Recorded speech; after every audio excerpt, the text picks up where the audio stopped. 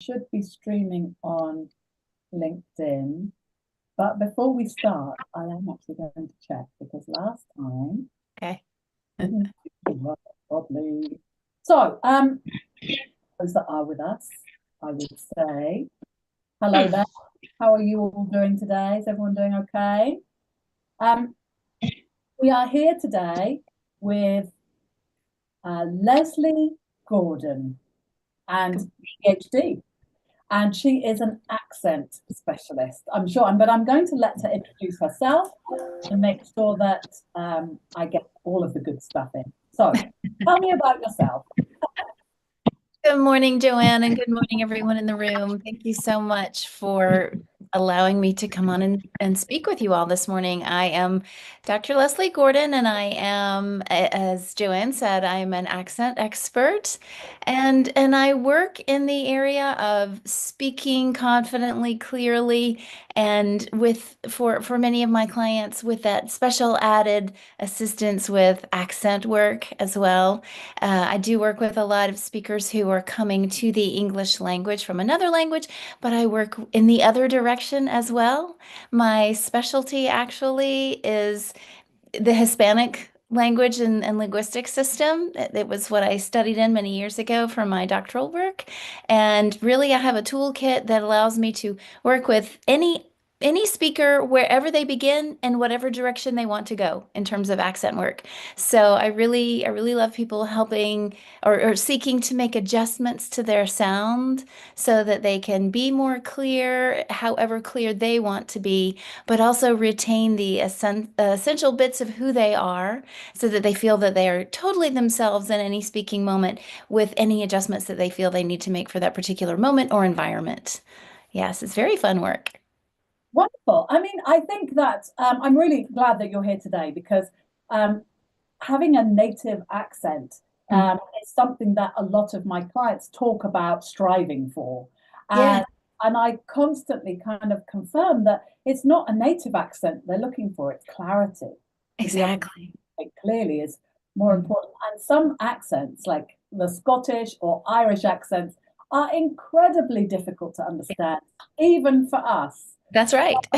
Absolutely. So, what do you think about what? Let me ask you this first. Of your client base, what proportion are actually native English speakers and what proportion are not? Oh, Just as that's a great question. Yes, I would say, well, let me answer the question in two ways. Of my total client base in all the work I do, I would say the vast majority are native English speakers. okay. Maybe 80-90%, because not all of my clients come to me for accent specific work. Many are coming for that clarity just in their own accent and language, for speaking more comfortably, more confidently, being able to connect better when they do speak with someone or have a public speaking event. So there's that crowd. But of my accent work, I would say it might be about half and half actually are non-native English speakers, and then the other it's half non-native and then half native English speakers who want to adjust their regional accent Right. because they perhaps have a broad client base and they want to have something. They'll come to me saying they want something neutral. You see me with my air quotes. We can talk about neutral and what that means if you wish. Uh, they want something that's a little smoothed out so that they're not easily identified as being from a particular place. And so I would say it's about half and half. Yeah, that's really interesting. I think that would be really nice for my students to know that almost half the people come to you because they want to improve their accent. So it's Yes, not a foreign national thing. It's more of a communication not clarity. at all. It is a communication thing. It's an identity thing.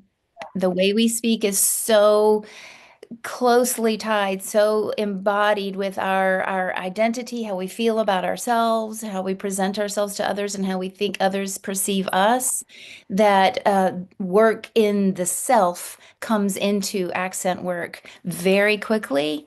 And yes, it can be for anyone.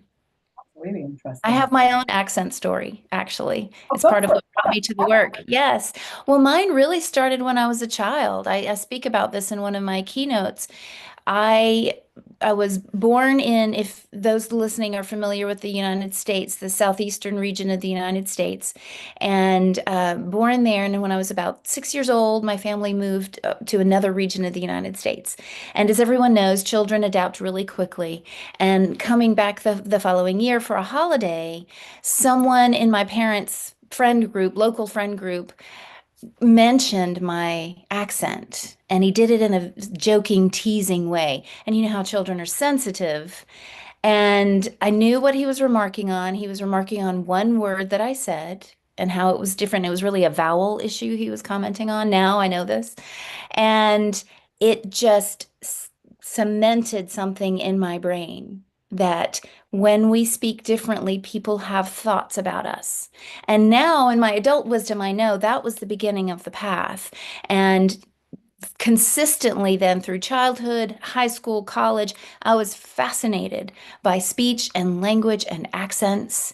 And my story was I wanted that neutral voice. I didn't want to be identified as from this region or that region. And as my life and career and marriage took me around the country, I tried very hard to hide my original, my native Southern accent until someone who's now my mentor, I met her, and in just a few minutes of knowing her, I commented on it and indicated that I was trying to hide it. And she said, "Why? Why would you hide a part of your story?" And I never thought about it that way. And it is a part of your story. It's like your fingerprint, and you can make modifications as you wish, but not because someone else says you should sound this way or should sound that way. And so the work becomes identifying who you are and how you want your speaking and your speaking style or your accent to align with who you are wherever you go. So it's deeply rooted in me, and I understand the work on a personal level, and I think that's what really helps me to work with clients seeking to make those adjustments in their native language or in another language. Totally. I Because, remember, by the way, I forgot to tell you this, my acquisition of other languages brought me to the same challenge. okay, Should I adopt that country's accent or that one? I changed a few times and then I went back. So I understand the process very well. I have a lot of clients that have an American accent because they've been watching television. Yes, that's what I hear so often. So I never, like when I'm teaching, I will point out that's American, this is English. They're both correct and they're both It's a frequently choice. criticized because of course some people they they try and correct, especially the experts try and correct others when they're saying something differently. Like Mm, actually the American and the English, although we laughingly fight about we do. our um, and but I think it's really interesting. When I first moved to the Middle East when I was 12 years old, I had quite a strong Liverpool accent. You never Ah, know. mhm, And I mhm. had to drop the accent. I had to really work hard because nobody could understand me. And so I kind of changed my accent for a very different purpose, is that nobody could understand me at all. So I think it's quite an interesting, yeah, I think what you say, I think it's very interesting that people hide where their origins are. Yeah, And I always advise people, as long as you can be understood, embrace your accent because it makes you individual. We're all individuals. We're not that's so true. aiming by improving your language, you're not aiming to erase who you really are. You're just aiming to clarify it, make sure it's clear what you're saying. Yes, clarity is the name of the game, but clarity isn't always clear. People don't always understand what is meant by clarity, and that can be clarity, or the tools for clarity can be better understood and better used if you know the specifics of where you are and where you're going, because sometimes it is a language issue, issues around timing, syllable stress, specific pronunciation of certain words, the presence or absence of sounds, how maybe the same sound is used differently in different languages. So it can be very granular, but you can start at a higher level with rate and volume and energy and emphasizing particular meaningful words in a message. So there are ways to begin that work that are very accessible to any speaker from any language background or accent background. Absolutely. And also, I think speed is something that I'm very hot on. I think a lot of people associate fast, talking quickly, with Yeah. having more native. And I'm Mhm. very much everyone needs to slow We down. can all stand to slow down. That's right. And although it feels odd to start with, when you do slow down, no matter how strong your accent, it makes you much more easy to understand. But yeah, speed does not equal native. No, it doesn't. There's some linguistic principles at play there. Often we think of certain speakers from certain areas as being fast speakers, that it's just a fast language. Not necessarily. Sometimes that perception is created when the rhythm or the pace is smooth, right? It's actually not speed that you're hearing. So there are different levers to pull when we're working on those adjustments to create that perception, but certainly that clarity that is needed to be understood in those key messages and in those key moments. That's right. Okay, so I'm going to ask this question. When someone is nervous about how they sound, Mm. maybe because of their accent or because they're not sure they're good at speaking, what's the first thing that you would want them to know? Well, your question contains a hot button word for me, so I'll start there. Good at speaking or not good at speaking. The very first thing I encourage anyone to do, whether they decide to work with me or not, my freebie is always don't use the valuative terms good and bad. Yeah, We are all speakers and we're all good speakers. The speaking facility that we have as humans is in fact so good that we do it all of the time. We do it all day long without really even thinking about it, right? It's as easy as breathing, right? The nerves come in because we fear being heard. We fear the judgments of others. We fear the way others will evaluate our performance, right? We fear having all of our points in order. We fear tripping up on that particular word if it's an accent issue, right? And maybe what we fear, what the nerves are stemming from is a past experience or maybe multiple past experiences that are still lingering with us. And that's self-judgment, right? That's anticipating a problem before there is one. So there's a lot to unpack when someone says, I'm not a good speaker. We start in the mind, really. With all of my clients, accent clients or confident, clear speaking clients, we start in that conversation that you're having with yourself in your mind around your ability to speak well or you're thinking that you're speaking poorly. That's where we start. Yeah. interesting. In fact, I shared with you a comment. I messaged one of my clients and asked her what she thought that this event was going to be about. And she actually came back and said, finding my authentic voice means expressing myself, whether through words, actions, or creativity, Mm. without fear of judgment and in alignment with my true beliefs and values. And I absolutely love that. The judgment is the biggest piece, I think. And Yes, judgment is huge. And we all do it. I mean, think of how often we anticipate judgment in any area of our lives. The quality of our work, the way we dress, the possessions we own, right? It's just a human tendency because we want to belong. It comes from a good place. It comes from the human desire to belong. And that's why the work around accents is so personal, because you do walk that line between feeling like yourself and all that has made you you, and then being in a new language, accent, culture, what have you.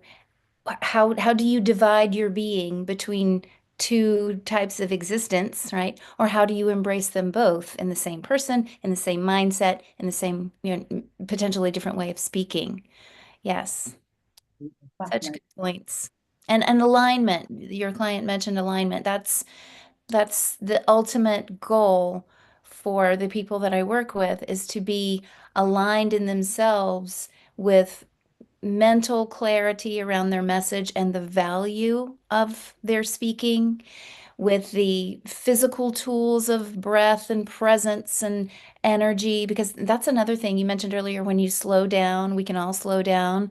That helps you access those tools, bring more physical energy to your message, right?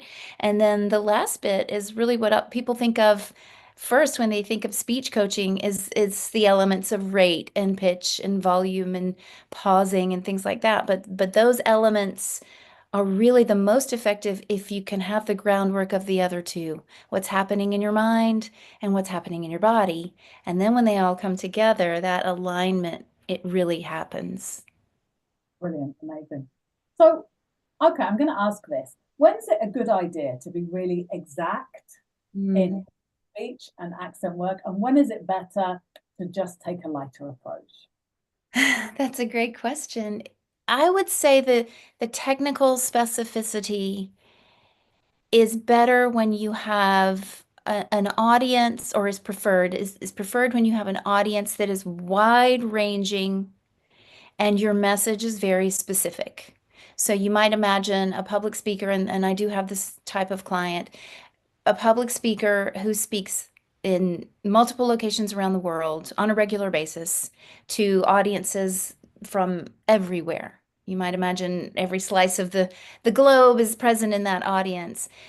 They need to be technically specific with the sounds they're making so that their words are understood, that the meaning is conveyed, especially for public speakers because and experienced public speakers, because there is a craft to that, right? They're very careful with the words they choose, the rhythms they use, the jokes they make, right? So if a particular sound is off and it might lead to a misunderstanding, maybe that line falls apart for them, right? So that specificity is important, but they can have that specificity and still bring those other fun elements, right? They can still be themselves with that specificity. Now, a lighter-hearted approach or light-hearted approach would be, I'm immediately thinking of someone that I know who is beloved by our friend group, his friend groups. We have friends in common, and he has many other friends. Everywhere he goes, he's the center of attention. People gravitate to him. His accent, he's from Venezuela. His accent is rather strong. There are oftentimes I lean in, and that's a language that I speak, and I have to lean in a time or two to catch a word. But it doesn't matter because his presence is so magnetic and people are with him no matter what he says.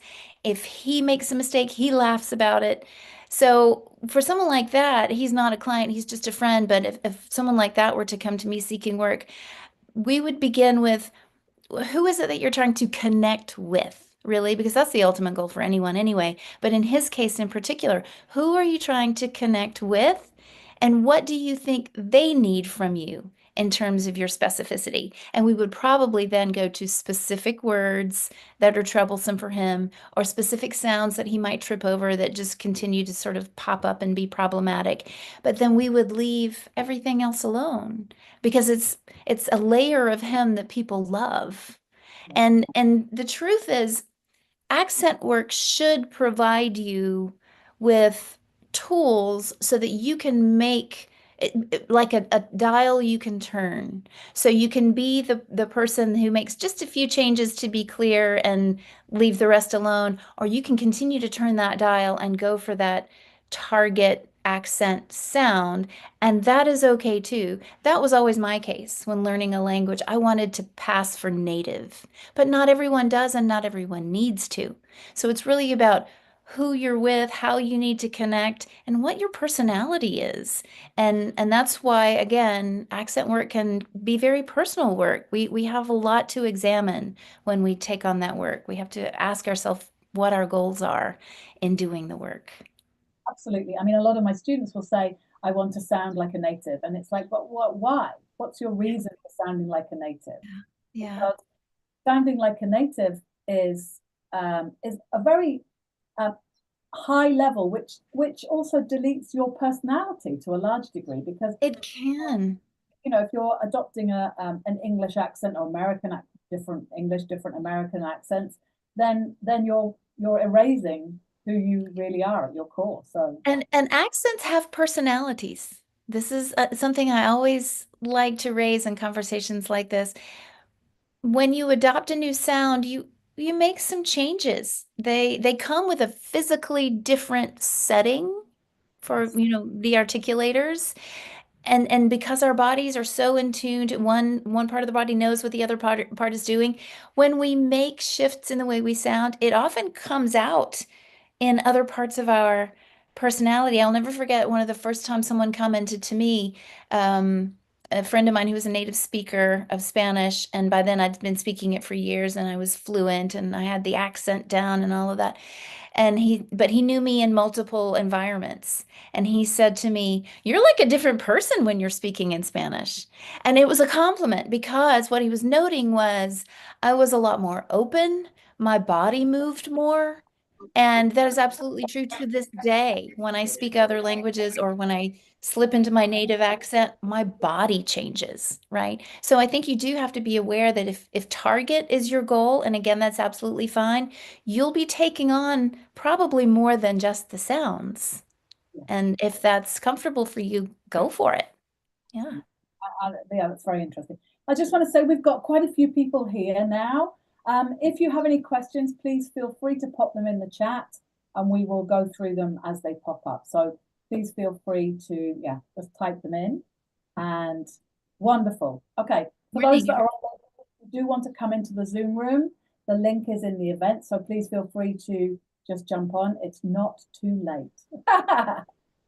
Okay, so this is really interesting. You work with a lot of professionals who are very smart and capable, but still hold back when it's time to speak out. And Mm, you do, I do, and it's very frustrating because they simply don't want to make a mistake. That well, there are numerous reasons why they don't speak up. mm. Why do you think confidence doesn't always match competence? Well, I think there are a couple of things. I think that one we alluded to earlier, that there is a fear of perception and judgment.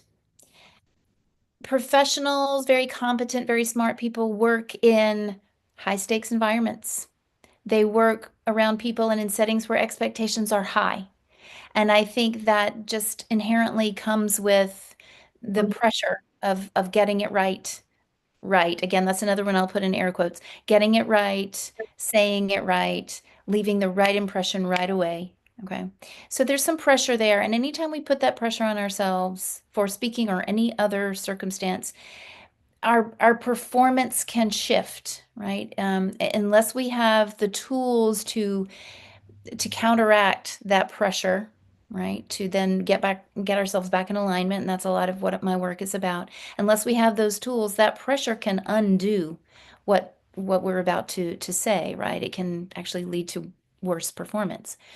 But I also think that smart, competent professionals like you just described, there's a complementary mindset that comes with that type of person. And ask me how I know, this is me, that we hold ourselves up to very high standards in everything. And it's just not acceptable to us to do something that's less than. And so we walk into the moment putting that pressure on ourselves.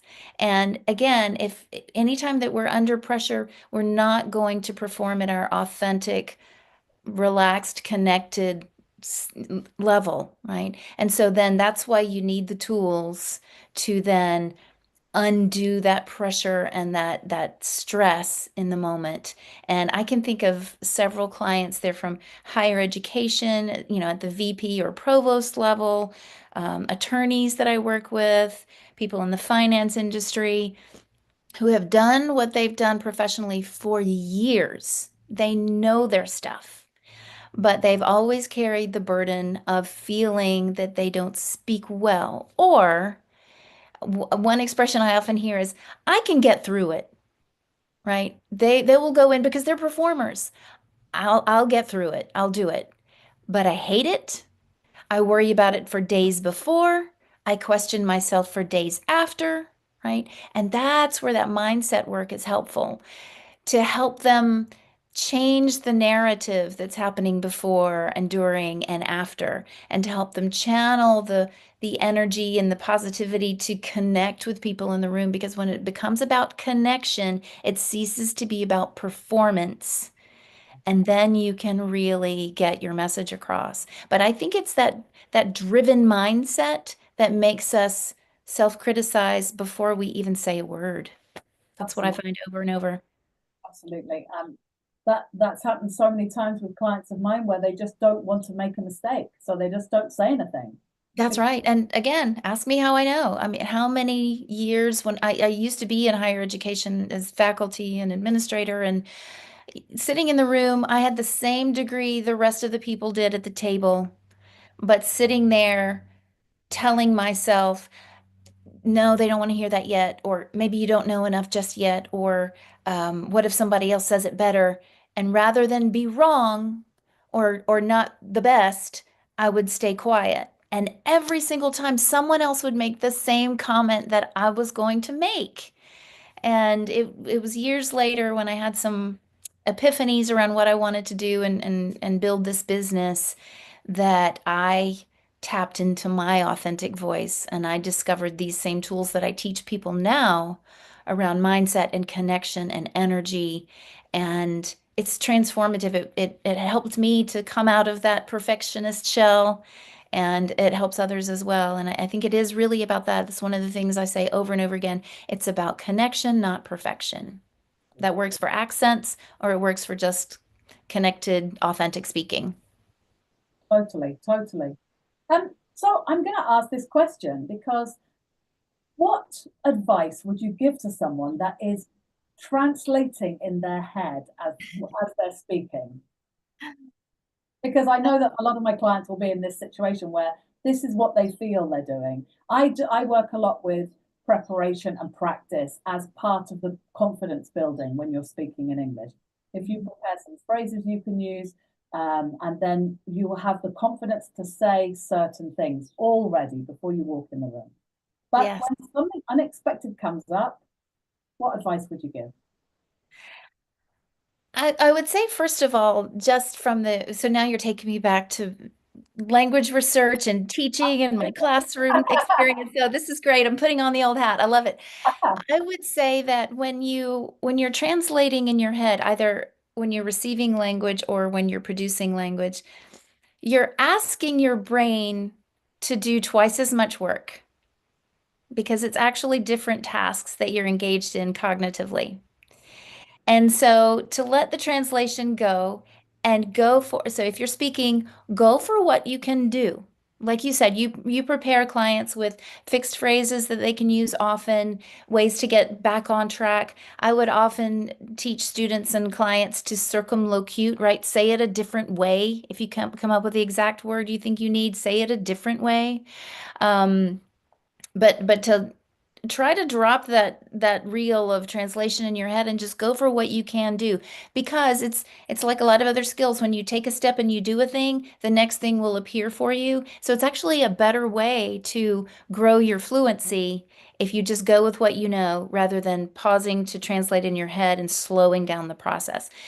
In the other direction, when you're mentally parsing the speech signal that someone else is sending, again, if you're asking your brain to translate word for word, you immediately slow down your receptive ability and you're going to miss some things. So you're Oh, actually setting yourself up for failure.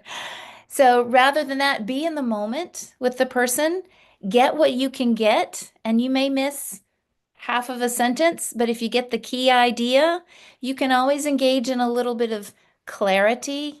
Do I understand that you meant, or whatever. I found that people don't mind if you ask, yeah. can you say that one more time? And if they know you're not a native speaker, they will meet you where you need to meet. They'll slow down a bit for you, or they'll maybe change out some words. But rather than standing silent and translating and then risking missing everything, be with them, be present. It's like that friend I mentioned earlier with the accent. No one cared because he was so present. So, yes, I would encourage to anyone to stop the translation habit as soon as possible. It's a Absolutely. temptation, especially for that analytical mind, like we were speaking of earlier. That's a temptation, yes. Yeah. I totally agree. I think that the translation bit, um, it, people will give a lot of clues with their face and with their hands, and if you relax back into that and just kind of get the picture, then and an extra question asking for clarity is always acceptable Yeah, for native speakers. And I mean, I think that people think that we know everything as a native speaker. And they often try and find the most advanced vocabulary that they possibly can. And that doesn't work either because you have to be comfortable with what you're saying and that's so as true. comfortable as possible with what you're hearing. That's true. All true. So, what's something non-language related that makes a huge difference in how someone speaks? I would say it's what I mentioned earlier. It might be the most important thing of all is the physical presence and energy that you bring to a communication moment. If you're not, Sorry, hold on. I've just muted you accidentally. Oh, where are you? A minute. Sorry. Sorry. I somebody there we muted go. and I went to mute and it was you that I muted. So sorry. I think the other person left. Sorry. Please Was say my answer not what you needed? Is that that. Sorry. Say again. so You can tell it's gosh, live, everyone. I know my laughing has taken me off track. I forgot what your question was. About something non-language Oh, related. non-language. Yes. The physical energy and presence that you bring to communication. And this has been, I'll be honest, this has been my biggest lesson in emerging as a more confident speaker myself when I was in my other profession. Your body, you may have heard the expression, in fact, there's a book out there, The Body Tells the Tale. It's how the your behaviors, your body behaviors, your shapes, your movements convey certain things about you. Body language experts will tell you the same thing. A less confident person will make themselves smaller. But in making yourself smaller, you're cutting off that beautiful energy that we want to have when we're speaking with someone. We all say we want to have that warm, engaging voice. We want to have a voice that makes people trust us, right? You can't have that from a body that's closed.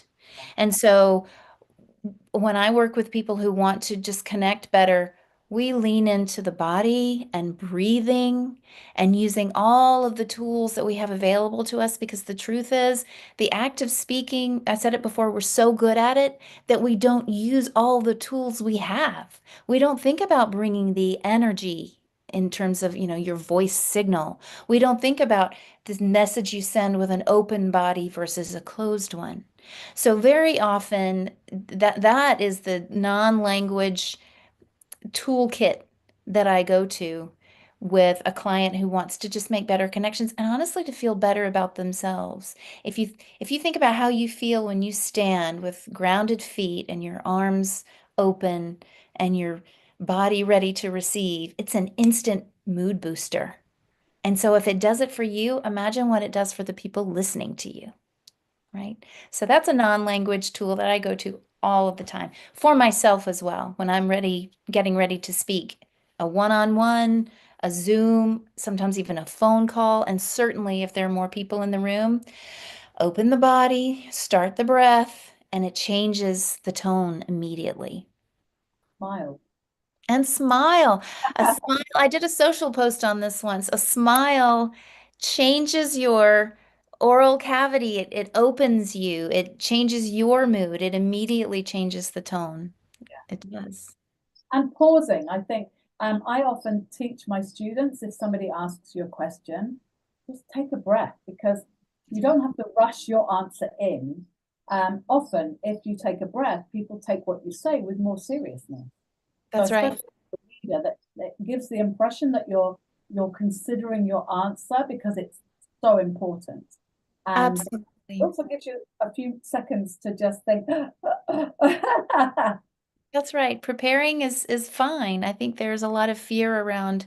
I had a client say it to me in very specific words. If I pause, they'll think that I've forgotten something, and then they'll think I'm less credible.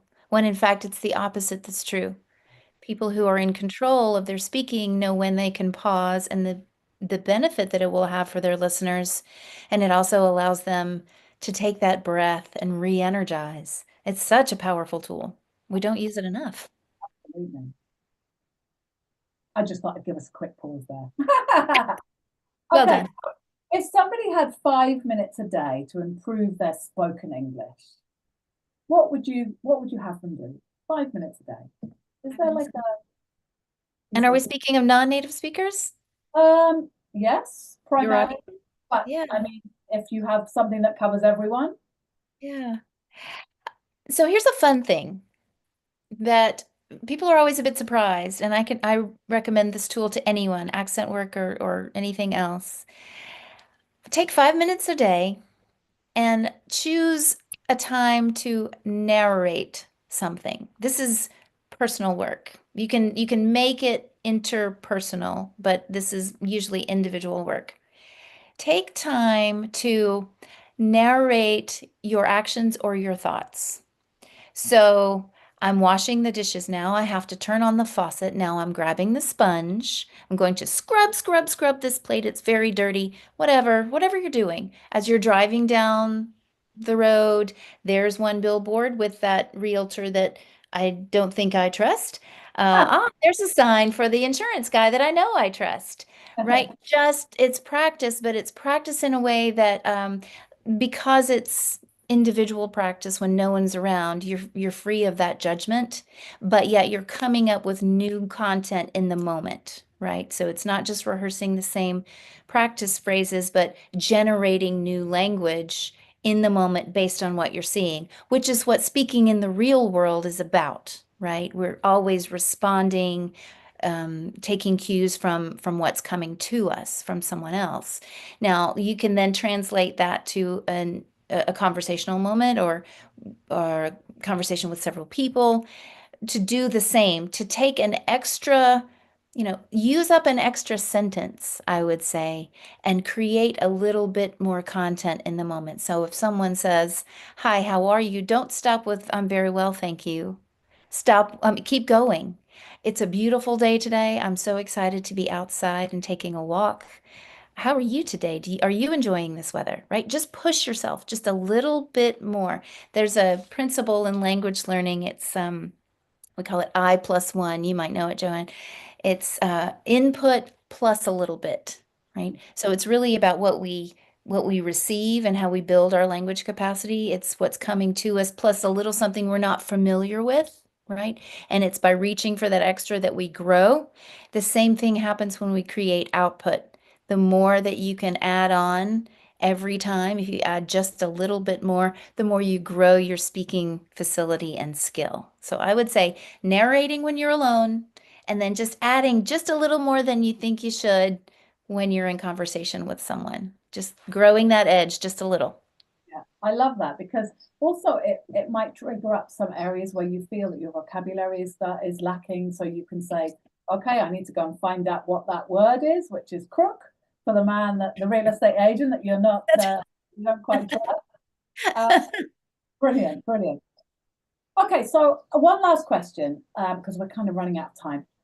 In your coaching and workshops, what usually surprises people the most about Uh, their voice or speaking habit?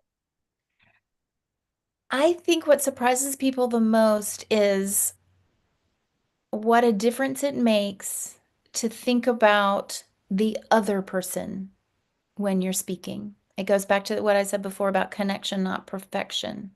And there are different ways that I can help people to this realization, different types of activities or reflection prompts or whatever. I use an assortment of tools. But when you can shift your mind to being focused on the person that you're speaking to, rather than being so wrapped up in preparing every word and wondering what people are thinking about you, it's absolutely transformative. And I see people then standing up a little straighter, I see them giving extra energy, even if I'm not prompting it, right? But when they really lean into the person that they're speaking to and into the message they're trying to convey for that connection, it just takes them to a new place and they're surprised by that. And they'll often tell me, but that's so easy. Of course I'm speaking to someone else. And then we review, okay, but yes, but in the past, have you been speaking to someone else, but actually having a different conversation with yourself at the same time? And they realize they have been. And when they can let this conversation go and focus on the person in front of them or the people in front of them, it's transformative. Okay, absolutely. Also things like job interviews and things like that, thinking about what the other person is looking for and where you would fit into that. So we That's all right. get stuck in our own heads, but it's not about us. It's connection, not About perfection. the other. Yes. Um, so I'm going to ask you to share how people can find you. And for those that are in the Zoom room, we'll stop the live streaming and then you can feel free to ask any questions.